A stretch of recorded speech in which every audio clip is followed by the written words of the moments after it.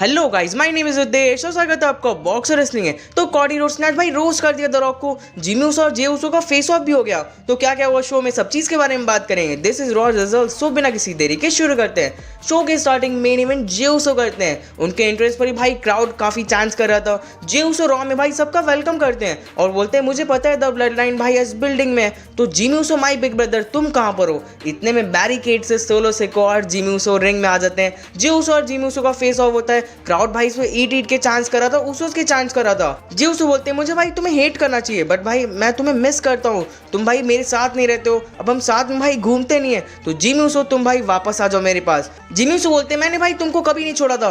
तुमने भाई लीव किया था द ब्लड लाइन को, मैं तुम्हारी भाई हेल्प करता था उसमें। तुमने भाई लीव किया हमें और भाई तुम रॉ रोस्टर के सबसे बिगेस्ट सुपरस्टार बन गए, टॉप मर्चेंडाइज सेलर बन गए, टैग टीम चैंपियन बन गए without me, thanks to Cody Rhodes. तुम मुझे एकदम भूल चुके हो बट भाई तुम आज जो भी हो ना वो बस मेरी वजह से हो। तुम्हारी लाइफ का सबसे बिगेस्ट मोमेंट सब भाई मेरे वजह से बना है। जे ऊसो बोलते हैं मेरे लाइफ का बिगेस्ट मोमेंट मेरा ड्रीम मैच होने वाला है अगेंस्ट यू एट रेसलमेनिया 40, जिसमें मैं भाई तुम्हारे एस को केक करूंगा। ये बोलकर वो अटैक कर देते हैं जिमी ऊसो के ऊपर। सोलो सिकोआ भी आते हैं, उनको ही मारते हैं लेकिन जिमी ऊसो भाई सुपर किक लगा देते हैं। फिर सोलो सिकोआ और जिमी ऊसो दोनों मारते हैं बट तभी यहाँ पर कॉडी रोड्स आ जाते हैं हेल्प करने जे ऊसो का।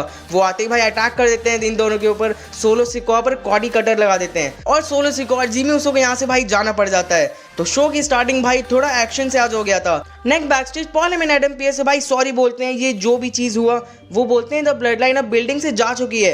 Next tag team championship qualifier match होता है, डाई वर्सेस क्रीड ब्रदर। काफी सही ये मैच था। टोमासो चांपा भाई मिडिल रोप से भाई वाइट नॉइस लगाते हैं। जोलिस भाई वन आर्म से भाई जॉनी गैरगानो को उठाकर स्लैम लगा देते हैं। इंडिया में क्रीड ब्रदर भाई अपना फिनिशर लगा के इस मैच को जीतने वाले हैं बट टोमासो चांपा भाई रोल अप करते हैं और इस मैच को जीत जाते हैं। Next Carter and Chance versus Hartwells and Candice का टैग टीम मैच होता है। चांस को भाई मैच में इंजरी हो जाता है और कैंडीज भाई उस पर भी सबमिशन लगा देती हैं और इस मैच को जीत जाती हैं। नेक्स्ट कॉडी रोड्स आते हैं, वो बोलते हैं रेसलमेनिया में मैं सबसे biggest champion of all sports tribal chief Roman Reigns को फेस करने वाला हूं और फ्राइडे स्मैकडाउन में मेरा और भाई रोमन रेंस का कन्फ्रंटेशन होगा। लेकिन वहां पर एक दिक्कत है, वो है द रॉक। द रॉक भाई अपने आप को हील बोलता है, बैड गाय बोलता है बट वो हील नहीं है, वो भाई एसहोल है। ये बोल देते हैं यहाँ कॉडी रोड्स फैन भाई एकदम इस पे चीयर करने लगते हैं। द रॉक तुम बोलते हो कि मैं रोता हूँ लेकिन भाई तुम नहीं रोए थे जब भाई तुम्हारा रेसलमेनिया का मैच कैंसिल हो गया था। बैक स्टेज तुम जाके भाई सबसे रो रहे थे, अपने फ्रेंड से जाके रो रहे थे।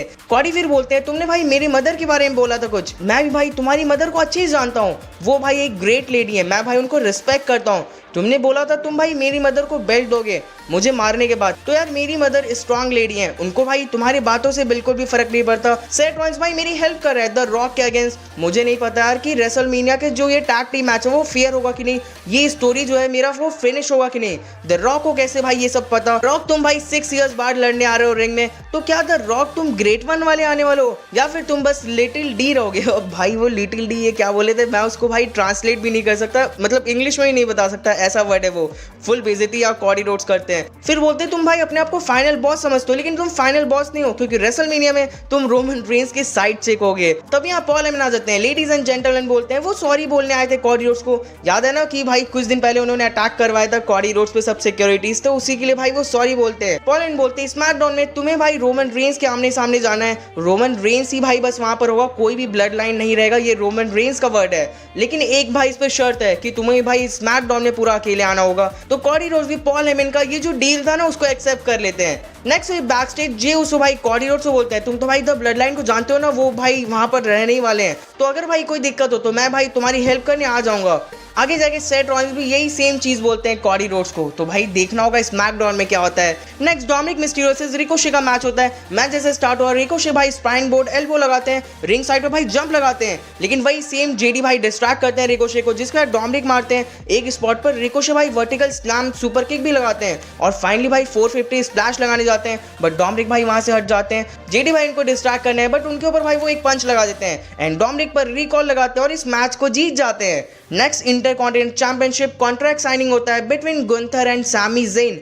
गुंथर आते हैं और बोलते हैं ये भाई इतना इंपॉर्टेंट कॉन्ट्रैक्ट साइनिंग है WWE की हिस्ट्री का, लेकिन ये देखो सैमी ज़ेन ये तो भाई पता नहीं कैसा ड्रेस पहन के आ गया है, जैसे लग रहा है WWE ऑडियंस में से कोई उठ के आ गया है। सैमी ज़ेन भाई एकदम सीधा पॉइंट में आते हैं, बोलते हैं गुंथर तुम्हारे रास्ते में जो भी आया तुमने भाई सबको हरा दिया, तुम बिलीव नहीं करते हो कि भाई मैं तुमको हरा पाऊंगा, कोई भी बिलीव नहीं करता भाई WWE में, बैक स्टेज में कोई नहीं करता।